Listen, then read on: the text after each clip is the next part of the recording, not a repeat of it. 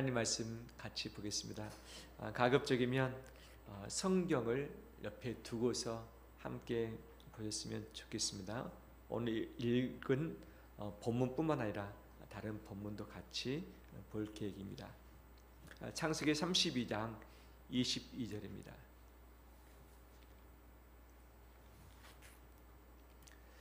창세기 32장 22절 30절 말씀까지 제가 봉독하겠습니다. 밤에 일어나 두 아내와 두 여종과 11 아들을 인도하여 야복 나루를 건널세 그들을 인도하여 시내를 건너가게 하며 그의 소유도 건너가게 하고 야곱은 홀로 남았더니 어떤 사람이 날이 새도록 야곱과 씨름하다가 자기가 야곱을 이기지 못함을 보고 그가 야곱의 허벅지 관절을 치매 야곱의 허벅지 관절이 그 사람과 씨름할 때에 어긋났더라. 그가 이르되 날이 세려하니 나로 가게 하라. 야곱이 이르되 당신이 내게 축복하지 아니하면 가게 하지 아니하겠나이다. 그 사람이 그에게 이르되 네 이름이 무엇이냐? 그가 이르되 야곱이니이다. 그가 이르되 내 이름을 다시는 야곱이라 부를 것이 아니요 이스라엘이라 부를 것이니 이는 내가 하나님과 및 사람들과 겨루어 이겼음이니라. 야곱이 청하여 이르되 당신의 이름을 알려주셔서 그 사람이 이르되 어찌하여 내 이름을 묻느냐 하고 거기서 야곱에게 축복한지라. 그러므로 야곱이 그곳 이름을 브니엘이라 하였으니 그가 이르기를 내가 하나님과 대면하여 보았으나 내 생명이 보존되었다 함이더라. 아멘. 성도님들 옆에 혹시 가족이 같이 있다면 서로 인사해 볼까요? 오늘 저녁 여호와를 대면합시다. 오늘 저녁 여호와를 대면합시다. 요즘 밤에 어떤 시간을 보내신가요? 일찍 주무실 수도 있겠고 또는 또 다른 공부를 할 수도 있겠고 또는 매체를 가까이 할 수도 있지요. 역사는 밤에 일어난다는 어구가 있죠. 이 전 세계의 역사들 보면 중대한 결정들이 밤에 일어났고 중대한 변화들이 밤에 진행됐던 것들이 참으로 많이 있는 것 아니겠습니까? 오늘 또 저녁이죠. 이 저녁에 하나님의 큰 일이 우리 가운데 전개될 것을 기대합니다. 야곱의 삶을 통해서 밤의 여호와를 대면하라는 말씀 제목 가지고 함께 주의 은혜를 나누기를 합니다. 지금이 8시 27분인데 오늘 9시 반 이전에 다 마무리됩니다.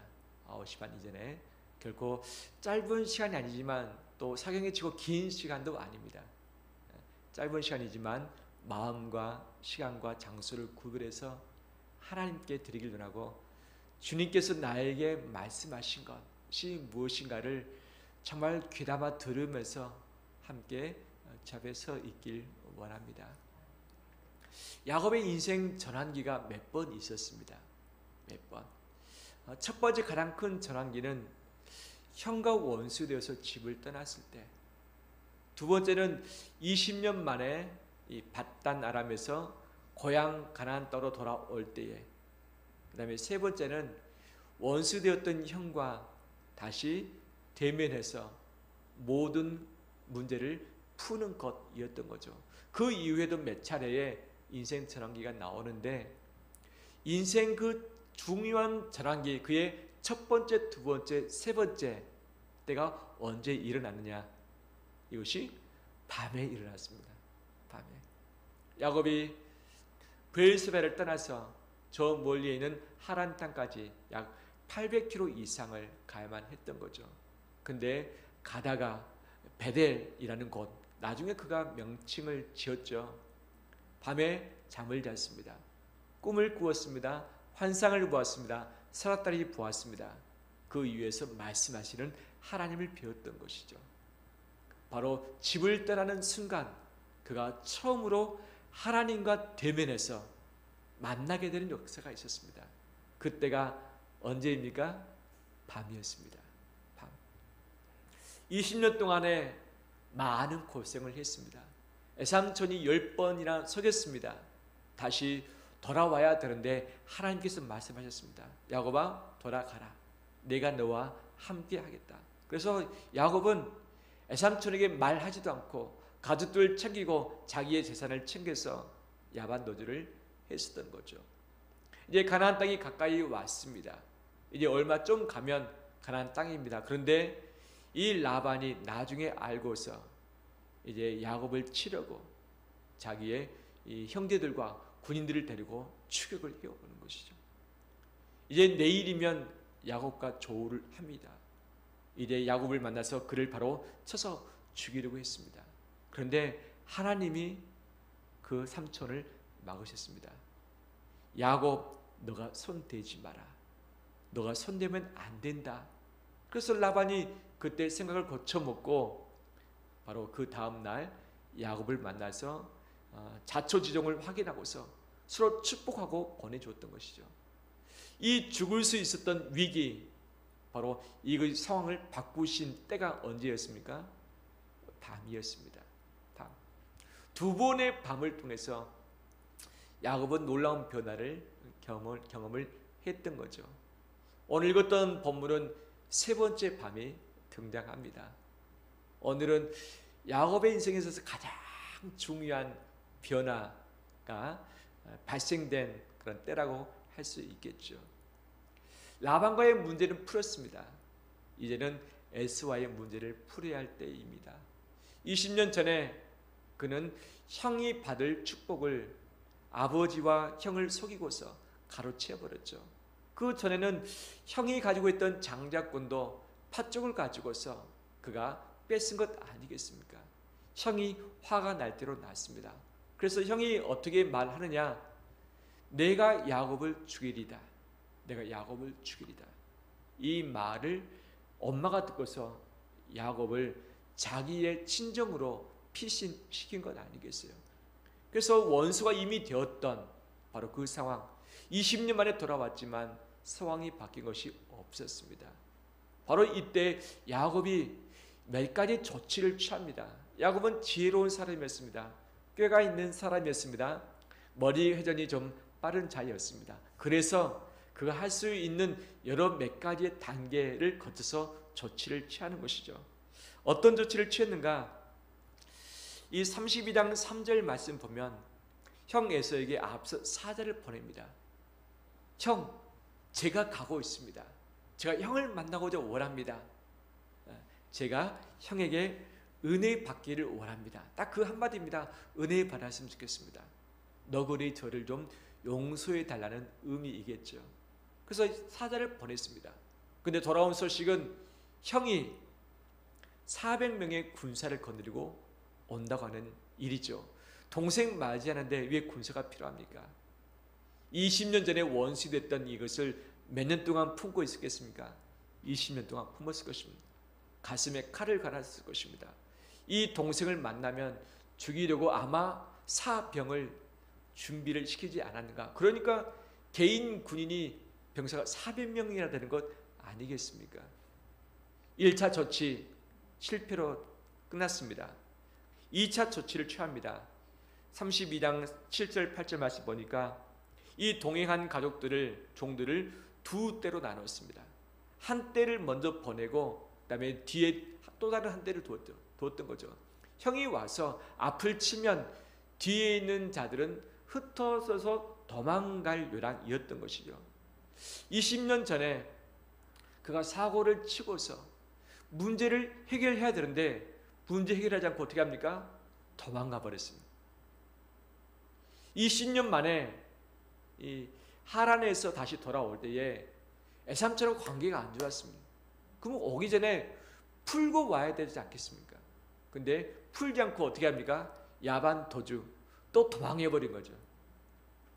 문제를 만날 때마다 문제를 풀지 않고 도망해버렸던 것이 야곱의 습관이었던 거죠. 형과 세 번째 이 문제 앞에 맞닥뜨렸습니다. 이것을 풀어야 됩니다. 1차 조치를 취했는데 안 풀리는 거예요. 2차 어떻게 합니까? 도망갈 계산을 미리 하고 있는 거예요. 도망가려고, 해결이 안 되면 도망가려고. 그의 3차 조치가 9절에서 12절까지 나옵니다. 야곱의 기도가 나옵니다. 야곱의 생애 중에서 야곱이 먼저 하나님을 찾았던 예는 거의 없습니다. 거의. 항상 위기 때마다 하나님이 먼저 찾아와 주시고 그를 만나셨던 것이죠. 그런데 야곱이 처음으로 하나님을 먼저 찾고서 그분 앞에 기도하는 장면이 나오죠. 하나님 저에게 약속하지 않으셨습니까? 저와 함께 하신다고, 제게 은혜를 베푸신다고 약속하지 않으셨습니까? 이 약속 지키셔야 됩니다. 그러면서 기도도 했습니다. 그런데 어떻습니까? 아직도 그의 마음이 불안합니다. 4차 조치를 취합니다. 13절에 거기서 밤을 새고 나서 형을 위해서 이제는 예물을 준비합니다. 그 밤에 잠을 자면서 밤에 잠을 잘 잤을까요? 아마 자지 못했을 것 같습니다. 형을 어떻게 해야지 고민하다가 네 번째 방안을 찾아낸 거죠. 형에게 예물을 보내면 마음이 좀 풀어질 수 있겠구나 라고 생각해서 예물을 다 준비해서 그 다음날 형에게 보냈습니다. 32장 20절 보면 이렇게 표현되고 있죠. 제가 읽겠습니다. 또 너희는 말하기를 주의 종 야곱이 우리 뒤에 있다 하라 하니 이는 야곱이 말하기를 내가 내 앞에 보내는 예물로 형의 감정을 푼 후에 대면하면 형이 혹시 나를 받아주리라 함이었더라. 형과 대면해야 되는데 대면할 수 없는 상황입니다. 그냥 맨 얼굴로 만날 수 없는 상황인 거죠. 그래서 대면하지 못하니까 예물을 먼저 보내서 형의 마음을 풀고 나서 대면하고 싶은 마음이 그의 계획이었던 것이죠. 그래서 4차 조치까지 취했습니다. 그러나 형의 문제는 풀리지 않았고 특히 야곱의 마음의 문제도 풀리지 않았습니다. 여전히 그의 마음은 두렵고 답답합니다. 7절에 심히 두렵고 답답하여 피하리라. 11절에 기도하면서도 두려워합니다. 칠까 겁이 나기 때문입니다 라고 이야기를 하고 있는 것이죠. 1차 조치를 취했음에도 심히 두렵고 답답했습니다. 2차, 3차 조치를 취했음에도 불구하고 그는 두려웠고 겁이 났습니다. 4차 조치를 취한 이후에 어떻게 되었는가? 22절에 밤에 일어나 두 아내와 두 여종과 11 아들을 인도하여 야복 나루를 건널세. 그 다음에 23절 그들을 인도하여 시내를 건너가게 하며 그의 소유도 건너가게 하고 24절 야곱은 어떠합니까? 홀로 남았더니 이때가 언제입니까? 밤이죠. 밤에 잠을 자야 되는데 잠을 자지 못하고 밤중에 일어났습니다. 밤중에 가족들을 먼저 건너게 했습니다. 밤중에 홀로 남아 있었던 것이죠. 이 밤이라는 시간, 이것은 야곱의 마음을 너무 잘 이야기해 주고 있고 야곱의 인생 자체가 한밤중이라는 것을 엿볼 수 있게 하는 것이죠. 그의 첫 번째 위기, 두 번째 위기, 세 번째 위기 다 밤이었습니다. 바로 그의 마음의 상태가 밤이었고 그의 인생 자체가 바로 밤중이었던 것이죠. 제가 질문 드리겠습니다. 인생의 밤과 같은 시간들이 있으셨지요? 인생에서 혼자 되었다고 생각하는 순간이 있으셨지요? 모든 방법을 동원해보고 애를 썼지만 해결되지 않았던 문제들이 있으셨지요? 혹 지금이 그런 때가 아닙니까? 이 시대가 밤중일 때에는 아무리 개인적으로 애써도 아침이 잘 오지가 않습니다. 개인의 밤뿐만 아니라 시대적인 밤이 있을 때 모든 개인도 함께 밤을 지새워야 되는 그런 상황인 것이죠. 야곱이 밤을 준비하기 위해서 1차, 2차, 3차, 4차의 조치를 취했지만 상황은 바뀌지 않았습니다. 그의 마음 역시 바뀌지 않았고 여전히 두려워했고 조급했고 겁이 났고 도망가고 싶은 마음이 가득했었던 것이죠. 야곱이 밤을 맞이하면서 조치 취할 것은 다 취했지만 아무것도 해결받은 것이 없었습니다. 그러면 야곱이 밤에 할 수 있는 것은 무엇이 남아있을까요? 다 했는데, 다 동원했는데, 모든 지혜를 짜냈는데, 가족도 사용해보고 자기 소유도 사용해봤는데 그는 할 수 있는 것이 없었습니다. 하지만 할 수 있는 것이 있었죠. 단 하나였습니다. 그것이 무엇입니까? 따라서 합니다. 밤중에 여호와를 대면하라. 밤중에 여호와를 대면하라. 여호와를 대면하는 것 한 가지 남았습니다. 한 가지. 그가 가족들을 보내고 모든 가족들을 강을 건너서 보내고 나서 야복강 나루에 혼자 남았습니다. 그 시간이 밤중이었습니다. 그가 혼자 밤에 남아서 무엇을 했습니까? 어떤 사람과 날이 새도록 씨름을 했다라고 이야기하고 있죠. 24절에 보면 야곱은 홀로 남았더니 어떤 사람이 날이 새도록 야곱과 씨름하다가, 야곱이 할 수 있는 것은 어떤 사람과 밤새도록 씨름하는 것밖에 할 수 없었습니다. 여기서 어떤 사람은 누구인가? 여호와의 사자로 해석할 수 있습니다. 또 어떤 사람은 바로 그리스도였을 것이다 라고 해석하는 분도 있지요. 야곱은 뭐라 말하는가? 이 30절에 보면 내가 하나님과 대면하여 보였으나 내 생명이 보존되었다. 그래서 그 장소를 분이엘이라고 했는데, 야곱은 그 씨름의 대상을 누구로 알고 있습니까? 누구와 대면했으나? 하나님과 대면했으나, 여호와를 대면했다라고 이야기하고 있죠. 처음에는 사람인 줄 알고 했는데 나중에 보니까 그분이 누구였더라? 여호와 하나님이었더라. 야곱은 밤중에 누구와 씨름합니까? 여호와 하나님과 씨름하면서 그와 대면을 했었던 것이죠. 모든 것을 다 할 수 없어도, 모든 것을 잃어버려도, 일이 해결되지 않을지라도, 힘이 없더라도 우리가 마지막 할 수 있는 단 한 가지가 있다면 그것은 여호와와 대면하는 것입니다. 여호와를 대면하길 원합니다. 밤중에 여호와를 대면하길 원합니다. 그분과 씨름하길 원합니다.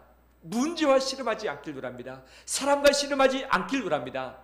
불확실한 미래와 씨름하지 않길 원합니다. 오직 이 모든 것을 통치하시고 보고 계시고 해결하실 수 있는 하나님과 씨름하는 우리 되길 원합니다. 요즘 밤중에 무엇과 씨름하고 있습니까? 요즘 낮에 무엇과 씨름하고 있습니까? 이 시대에 아무리 씨름해도 애를 써도 해결할 수 없는 것들이 참 많아졌습니다.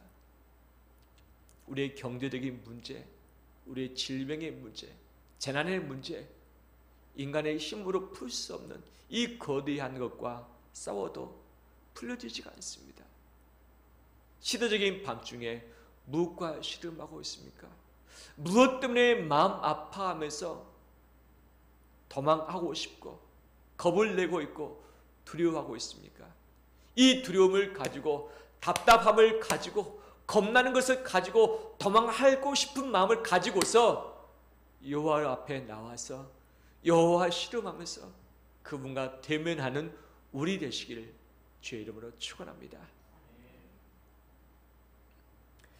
그러면 야곱은 여호와 대면한 이후 상황이 어떻게 바뀌었을까요? 제가 질문하겠습니다. 응답을 받았습니까? 못 받았습니까? 무엇 때문에 씨름했을까요?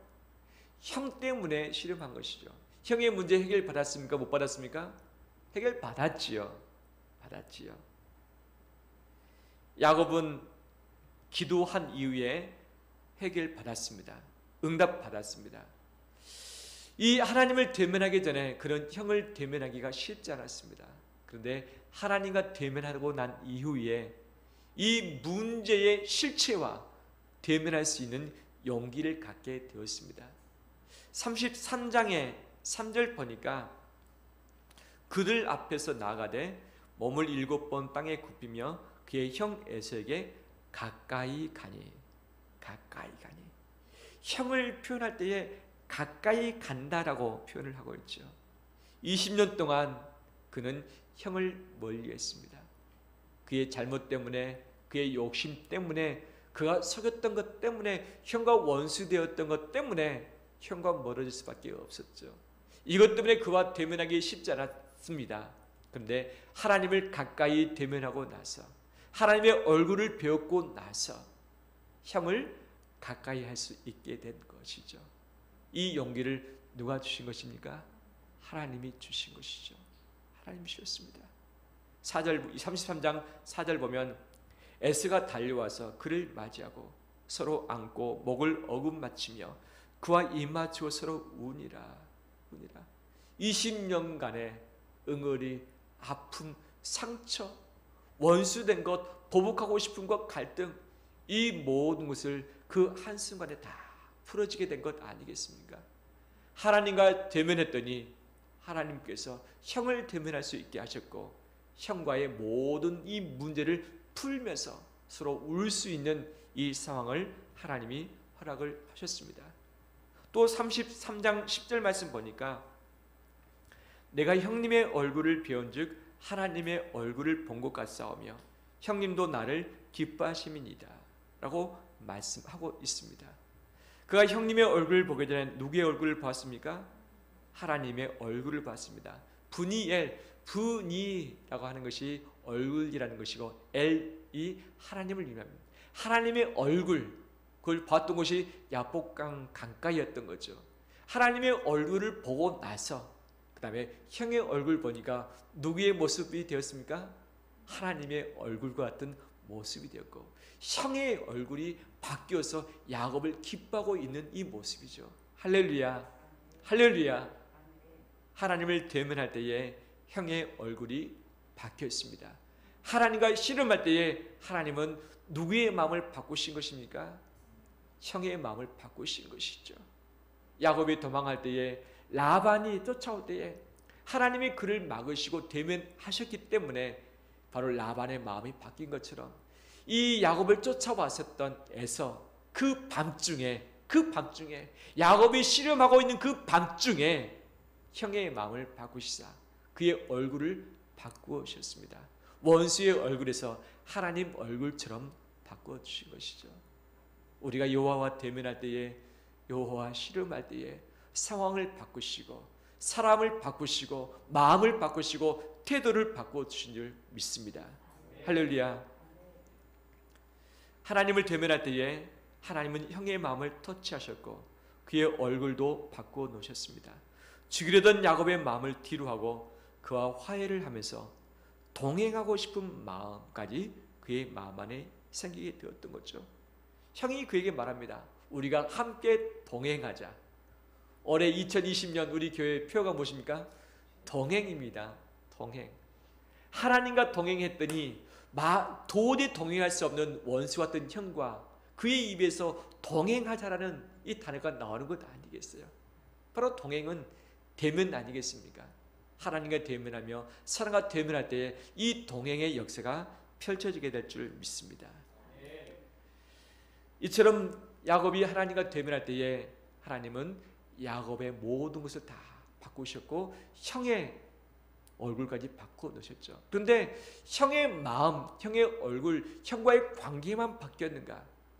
이 본문을 자세히 보면 바뀐 것들이 좀 더 있어요. 무엇이 바뀌었는가?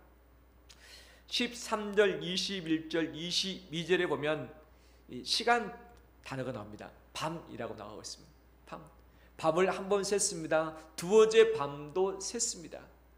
이 밤이 나옵니다. 그런데 32장 31절 보면 해가 돋았다라고 이야기하고 있죠. 하나님과 씨름하고 났더니 밤이 무엇이 됐습니까? 아침이 되었습니다. 할렐루야. 밤중에 무엇합니까? 고민하고 씨름하고 범민하고 잠자지 못할 것이 아니라 하나님과 대면하여 씨름할 때에 자연스레 아침은 하나님께서 허락해 주신 줄 믿습니다. 그러면 언제까지 씨름하면 됩니까? 언제까지요?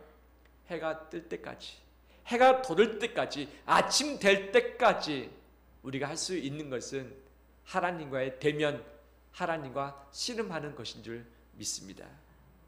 또한 두 번째 바뀐 것이 있습니다. 그것은 장소의 변화입니다. 이 장소 이름을 야곱이 무엇이라고 칭했습니까? 하나님의 얼굴 분이엘이라고 했죠. 이 장소 이름을 정하기 전에는 이 장소 이름은 무엇이었습니까? 그냥 야복강 나루였습니다. 야복나루, 강가. 강이 크지 않습니다. 그냥 냇물 정도입니다. 그냥 대충 건널 수 있는 그런 곳이죠. 별로 이름이 없었던 그냥 강가였습니다. 하지만 하나님을 대면하고 나서 그 장소의 이름이 분이엘이라고 바뀌었던 거죠. 시간이 바뀌었습니다. 장소의 이름이 바뀌었습니다.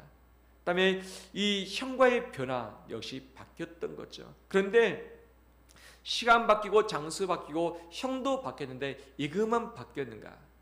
아니에요. 오늘 설교의 핵심이 여기에 있습니다. 바뀐 것이 또 있지요. 무엇이었는가? 야곱이 바뀌었습니다. 야곱이 바뀌었어요. 여호와 대면하면서 상황을 바꾸고 싶었을 것, 형을 바꾸고 싶었을 것입니다.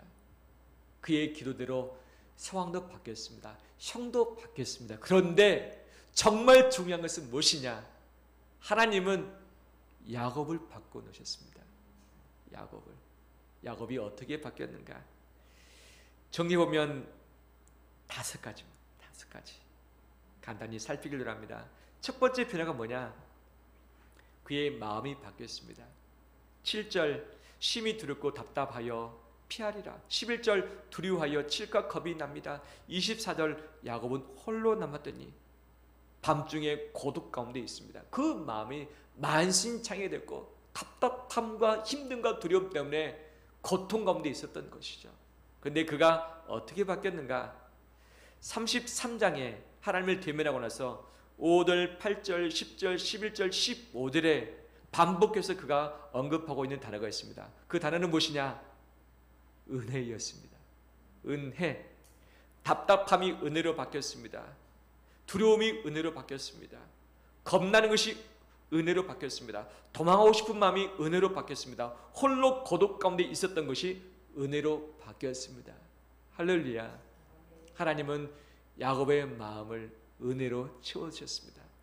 상황이 바뀐 것 분명히 많습니다. 하지만 상황이 바뀌었다고 마음이 바뀌느냐? 쉽지 않을 수 있습니다. 하나님은 무엇보다도 야곱의 두렵고 떨리는 그 마음을 평안함으로 은혜로 바꾸어 주셨습니다. 요즘 내 마음이 은혜로 채워져 있습니까? 은혜를 누리고 있습니까? 은혜를 고백하고 있습니까? 은혜를 나누고 있습니까? 쉽지 않죠. 나도 버티기 힘들고 너를 상대하기도 힘들고 만나는 것도 껄끄럽고 수많은 것들이 어려운 가운데 있습니다. 하지만 하나님은 우리에게 분명 필요한 은혜를 허락해 주신 줄 믿습니다. 오늘 필요한 은혜를 매일마다 만나를 주시듯이 오늘 허락해 주실 줄 믿습니다. 말씀과 기도를 통해서 여호와를 대면할 때에 은혜로 채우실 줄 믿습니다. 은혜로 채워지면 다 감당할 수 있습니다. 이 은혜가 채워지고 나니까 형을 대면할 수 있는 담대한 용기가 허락되어지는 것 아니겠습니까? 그 마음이 풀어지고 나니까 서로 만났을 때 울면서 서로 용서하고 화해하는 것 아니겠습니까? 우리 마음도 하나님의 은혜로 가득 채워지며 나가는 우리 되길 원합니다. 두 번째, 야곱의 무엇이 바뀌었는가? 야곱의 이름이 바뀌었습니다. 그 한 사람, 그 여호와의 사자가 물었습니다. 내 이름이 무엇이냐? 야곱은 뭐라 말합니까? 야곱이니라. 지금부터는 이제부터는 너 이름을 야곱이라 부르지 말고 무엇이라 부르라? 이스라엘이라 부르라 라고 하면서 그의 이름을 바꾸었던 거죠. 야곱의 뜻은 무엇이냐? 발꿈치를 잡은 자, 속이는 자, 탈취하는 자. 즉 본인의 노력을 가지고 본인이 살아 버티려고 애를 쓰는 그런 사람, 욕심을 더 취하면서 그의 소유를 더 넓히길 원했던 그의 인생인 것을 그의 이름을 통해서 너무 잘 볼 수 있는 것이죠. 근데 그의 이름을 이스라엘이라 불려라. 이스라, 이게 뭐냐? 이겼다. 이것이 무엇입니까? 하나님이죠. 하나님과 겨루어 이겼다. 또 다른 번역을 보면 하나님께서 살리셨다, 하나님께서 참으신 사람이다. 앞으로는 이 이름을 쓰라는 거죠. 이 분이엘이라는 장소에서 그의 이름이 바뀌었습니다. 여호와를 대면했던 장소, 여호와의 얼굴을 보았던 장소에서 그의 이름이 바뀌었고, 그 앞으로의 삶이 이제는 꼼수 쓰면서 남을 속이면서 움켜쥐는 자가 아니라 바로 승리의 사람, 하나님이 함께 하시는 사람, 하나님이 참으신 사람으로서 새로운 인생이 그 앞에 펼쳐지게 되었던 것이죠. 할렐루야. 세 번째 야곱의 변화 무엇인가? 그것은 손의 변화였습니다. 20년 전에 그는 움켜쥐는 사람이었습니다. 그는 태어날 때 어떻게 했습니까? 그의 손으로 움켜쥐었죠. 그의 태생부터가 움켜쥐었던 것이죠. 형과의 관계에 있어서 장자권을 움켜쥐었습니다. 아버지가 장자에게 주는 축복을 움켜쥐었습니다. 라반의 집에 가서 그 재산을 노력해서 애써 얻기는 했지만 그가 이것을 움켜쥐고 싶은 마음이 있었기 때문에 그 거대한 재산을 20년 동안에 모았던 것 아니었겠습니까? 그는 움켜쥐었던 사람이었습니다. 특히 형의 장자권, 형의 축복권을 움켜쥐었던 것이죠. 그런데 33장 10절 말씀 보니까 야곱이 형에게 이렇게 말합니다. 내 손에서 이 예물을 받으소서. 11절 내가 형님께 드리는 예물을 받으소서. 움켜쥐었던 그 손으로 형에게 무엇을 드리고 있습니까? 예물을 드리고 있는 거죠. 자기가 가지고 있는 것 중에 소중한 것을 형에게 이제 내어주고 있는 삶이 바로 그 손 아니겠습니까? 여호와를 대면하고 났더니 그의 손이 바뀌었습니다. 할렐루야. 네 번째, 야곱의 위치가 바뀌었습니다. 야곱의 지위가 바뀌었던 것이죠. 그 전에는 야곱은 본인이 주인된 삶이었습니다. 그는 태어나기 전에 이미 하나님께서 예언을 하셨습니다. 첫째가 둘째를 섬기게 될 것이다. 즉 둘째가 이 모든 삶의 주도권을 가질 것이다 라고 이미 예언을 해주셨고, 이 예언의 말씀을 분명 야곱도 들었을 것입니다. 그렇지만 야곱은 자기가 주인인 양 살아왔으며 자기가 주인이 되려고 더 높아지려고 장자권을 받았고 더 잘 되려고 축복권도 받았습니다. 더 높이기 위해서, 더 넓히기 위해서 그의 지위, 그의 위치를 선택을 했었던 것이죠. 그런데 여호와를 대면하고 나서 그가 썼던 단어들이 나옵니다. 형과의 대화에서 33장의 10절에 또 11절에 형님이라는 단어를 쓰고 있습니다. 형님. 객관적으로 보면 누가 형입니까? 분명 에서가 형이죠. 그런데 오래전에 형 에서에서 무엇을 샀습니까? 장자권을 샀습니다. 둘과의 관계에 있어서는 누가 형입니까? 둘이 관계에 있어서는 야곱이 형이죠. 에서가 형의 이 권리를 포기했으니까. 그런데 야곱이 더 높아진 것이죠. 그런데 야곱이 하나님과 대면하고 나서 그가 형을 형님이라고 부르고 있는 거죠. 자기가 무엇을 포기했습니까? 장자권을 포기했다는 것이죠. 장자권. 또 형을 말할 때 형님이란 말했을 뿐만 아니라 33장 4절, 5절, 8절, 12절, 14절, 14절, 15절 7차례에 걸쳐서 형을 뭐라 부르고 있는가? 주라고 부르고 있습니다. 주. 이것과 상대해서 자기 자신을 뭐라고 말하고 있는가? 5차례나 종이라고 이야기를 하고 있습니다. 주종 관계. 서로 형제간입니다. 쌍둥이입니다. 같은 날 태어났습니다. 서로 다를 바가 뭐가 있습니까? 태어난 시간에 차이가 있을 뿐인 것이죠. 하나님도 큰 죄가 작은 죄를 삼기를 하면서 이미 주가 이 야곱인 것을 예언도 하셨죠.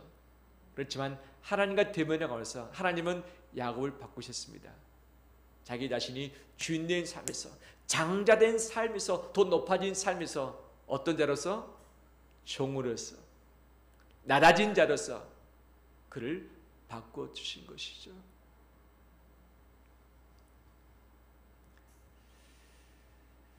그는 하나님 앞에서 자신이 종인 것을, 형 앞에서 자신이 종인 것을 고백을 하고 있습니다.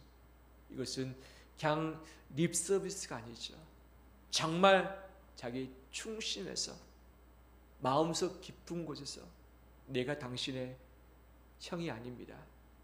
제가 장자가 아닙니다. 제가 주인이 아닙니다. 오직 형님이 저의 주인일 뿐입니다. 하면서 그 앞에 만났을 때 몇 번 절했습니까? 7번 절했습니다. 형님 만나는데 7번 절할 이유가 뭐가 있겠습니까? 형에게 잘 보이고 싶은 마음도 있었겠지만 정말 형을 내 인생의 주인으로 삼겠다. 아버지가 죽고 나면 형이 아버지 역할을 하는 것 아니겠어요? 바로 야곱의 위치, 지위가 바뀌게 되었던 것이죠. 마지막 5번째가 있습니다. 이 야곱이 바뀐 앞에 4가지 부분은 하나님이 그에게 주신 은혜입니다. 그에게 주신 은혜인 것이죠. 바로 형을 바꿔놓으셨고 야곱의 마음도 바꿔놓으셨고 야곱의 이름도 바꾸셨고 야곱의 손도 바꿔놓으셨고 야곱의 위치도 바꿔놓으셨습니다.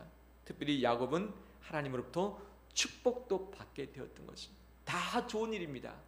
그런데 하나님이 야곱을 바꾸신 또 한 가지가 남았습니다. 그게 뭐냐? 그는 분이엘 장소를 통해서 그는 장애인이 됐습니다. 장애인. 32장 25절에 그 한 사람이 야곱의 허벅지 관절을 쳤습니다. 관절이 어긋났습니다. 골절된 것이죠. 요즘은 수술할 수 있는 의술이 발달되어서 고칠 수 있었겠지만 당시는 수술할 수 없는 상황이었던 거죠. 바로 그때부터 야곱은 죽을 때까지 어떤 삶을 살았습니까? 저는 자의 삶을 살았었던 거죠. 하나님은 복도 주시고 좋은 이름도 주시고 형의 얼굴도 바꿔놓으시고 야곱의 마음을 은혜로 채우셨지만 하나님은 야곱에게 치명상을 입히셨습니다. 치명상. 왜 여호와를 대면할 때에 그를 치셨을까? 그 엉덩이 뼈 그것을 치심으로 골절되게 하시고 제대로 걷지 못하게 하셨을까? 앞으로 남아서 살아갈 생애들이 참 길지 않습니까? 최소 한 40년 이상 앞으로도 살게 되지 않습니까? 40년 이상. 내 노년에 이 저는 삶 얼마나 불편하겠습니까? 무엇을 의미합니까? 하나님은 야곱을 꺾으셨습니다. 야곱의 교만함, 야곱의 자기 고집, 야곱의 주인된 모습, 야곱의 욕심, 하나님과 의논치 않고 일을 저지르는 그런 습관들,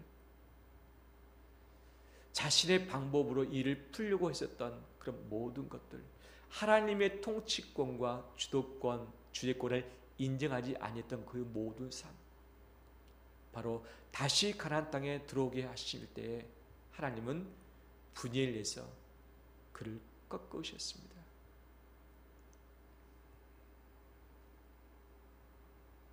여호와를 대면하라의 가장 키워드는 하나님이 꺾으심입니다.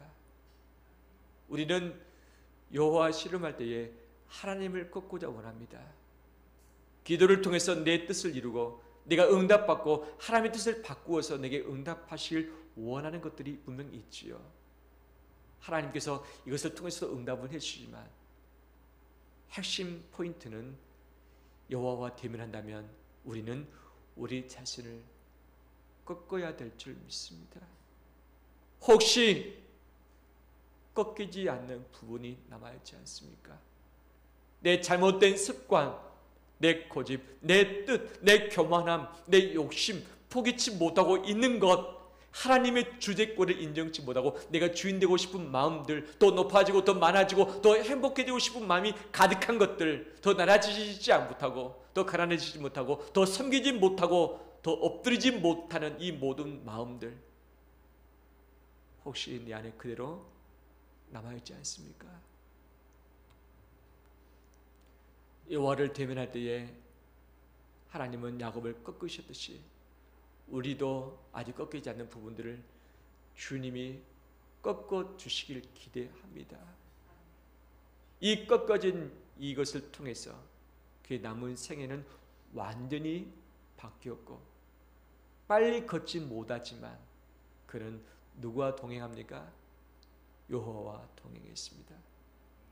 재빠르지 못했지만 이제 도망도 잘 못 갑니다. 다리가 절기 때문에. 하지만 이 절룩거려지는 그의 장애된 몸을 가지고 하나님과 동행을 하는 것이죠. 하나님은 그에게 좋은 것만 주시길 원하셨겠지만 꺾어지지 않는 그를 꺾으심으로 말미암아서 늦지만 불편하지만 여호와와 동행하도록 그렇게 허락을 하신 것입니다.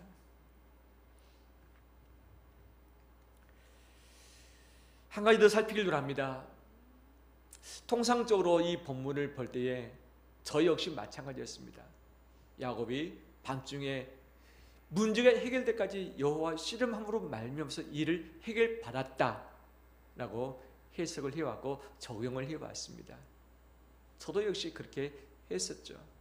그런데 전체 내용을 천천히 보니까 오늘 이 읽었던 본문의 주연은 누구인가?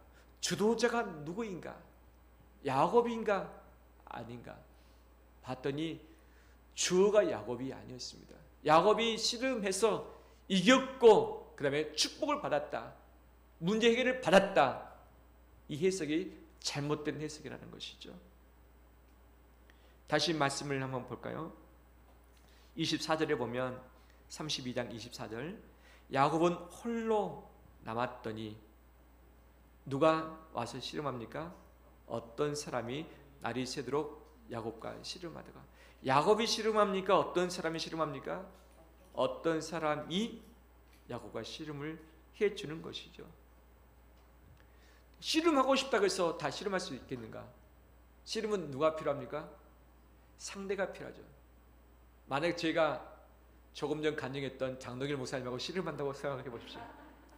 씨름 됩니까? 안 됩니까? 제가 5학년 때 했습니다. 체육 시간이었습니다. 무슨 시간이었나? 씨름 시간이었어요. 씨름.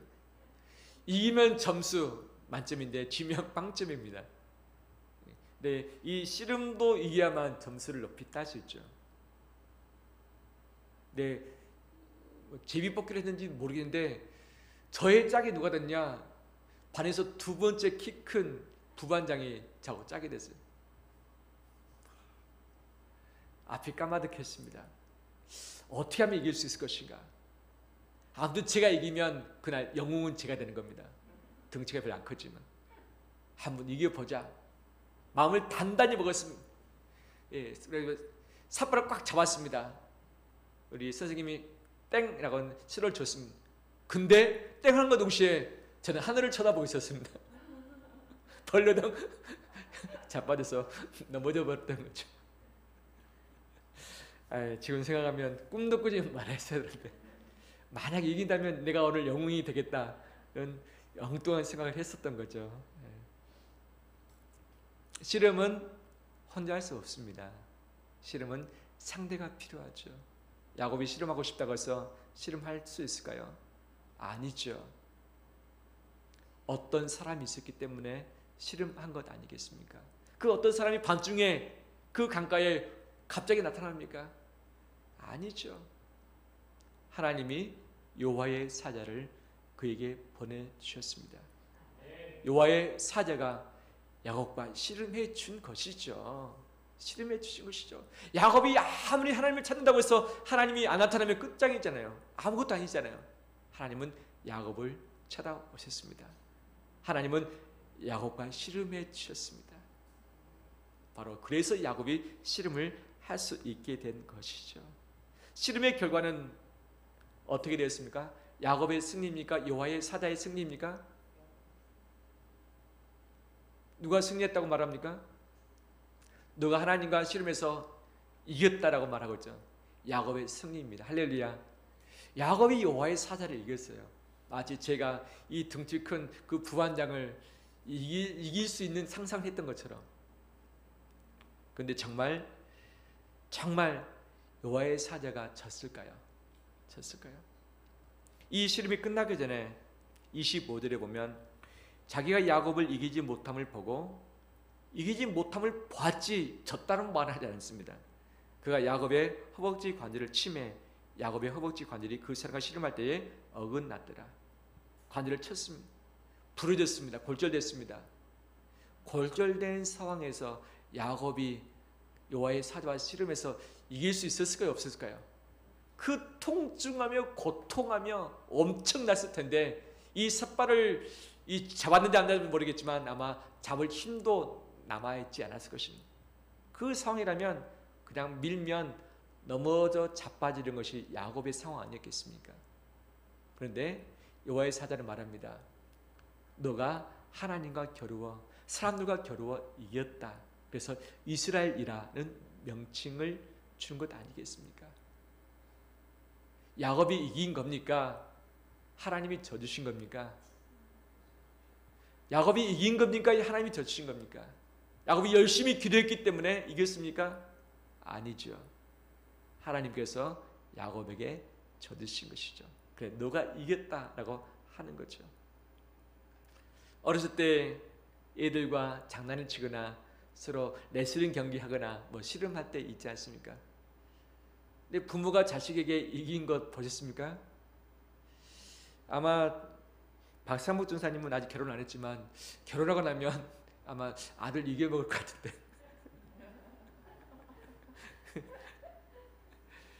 네, 자식 이기는 부모는 없지요.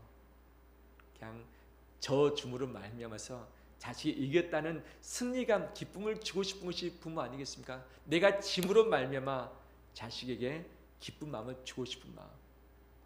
바로 하나님은 야곱에게 저 주심으로 말미암아서 야곱이 이길 수 있도록 허락을 해 주셨습니다. 또 29절에 야곱이 축복해 달라고 하니까 축복까지 해 줬던 거죠. 근데 축복이라는 것은 복을 주는 사람이 있어야만, 복을 주는 자가 있어야만 받는 것 아니겠어요? 주는 자가 없는데 어떻게 복을 받습니까? 야곱이 아무리 때를 쓴다 할지라도 안 주면 끝이죠. 근데 하나님은 야곱에게 복을 허락해 주셨습니다. 야곱의 다리, 하나님이 치명상을 입히심으로 말미암아서 그를 꺾어 주신 것이죠. 이 여정을 통해서 알 수 있는 것은 이 32장에서의 주인공은 야곱이 아니라 하나님이었습니다. 씨름을 했던 자가 야곱이었고 승리했던 자가 야곱이 아니라 씨름을 해주셨던 분이 하나님이시고 그를 찾아왔던 분이 하나님이시고 그에게 더 주셨던 분이 하나님이시고 그에게 복 주신 분이 하나님이시고 그에게 이름 주신 분도 하나님이시고 그에게 바로 다리를 꺾으심으로 말미암아서 이 야곱을 야곱되게 하신 것도 하나님 아니겠습니까? 하나님이 하셨습니다. 하나님을 대면할 때에 내가 대면한 그 애쓴 노력으로 말미암아 하나님이 일하신 것이 아니라 우리를 어여삐 여기시고 불쌍히 여겨주시사 하나님이 일해 주시고 친히 나의 주인 되어 주신다는 사실을 보여주고 계시는 것이죠. 이처럼 하나님이 우리 인생의 주인이십니다. 하나님이 붙들어오십니다. 하나님이 저 주심으로 말미암아서 은혜도 주시고 승리도 주시고 복도 주시고 새 이름도 허락해 주실 줄 믿습니다. 말씀을 마무리합니다. 벌써 9시 13분이네요. 혹시 우리 인생은 현재 밤중이 아닙니까? 길이 잘 보이지 않고 할 수 있는 일이 거의 없는 밤 아닙니까? 일이 해결되지 않을 때 문제들, 숙제들 있지 않습니까? 요즘 무엇과 씨름하고 있습니까? 밤중에 할 수 있는 것이 없기 때문에 그냥 우두커니 있습니까? 도망갈 생각하고 있습니까? 답답한 가운데 있습니까? 고통 가운데 몸부림치고 있습니까? 밤중에 할 수 있는 일이 있는데 그것은 여호와와 대면하는 것입니다. 여호와와 대면하기로 결단하길 원합니다. 여호와와 대면하기로 결단하길 원합니다. 하나님과 대면할 때에 하나님이 일하십니다. 하나님이 응답하십니다. 하나님이 세상을 바꾸십니다. 하나님은 상황도 바꾸십니다. 하나님은 사람도 바꿔주십니다. 무엇보다도 여호와 대면하고 있는 우리 자신을 바꾸십니다. 도저히 꺾일 것 같지 않는 내 자신, 고집 부리고 있는 자신, 습관처럼 거역하고 있는 내 자신을 바꾸실 수 있는 분이 하나님이신 줄 믿습니다. 하나님은 세상과 상황을 바꾸기 전에 나를 바꿈으로 말미암아서 하나님의 뜻을 이루시고 하나님의 영광을 드러내실 줄 믿습니다. 밤중에 여호와를 대면함으로 하나님이 주신 승리를 붙들고서 새로운 아침을 맞이하는 우리 되시기를 주의 이름으로 축원합니다.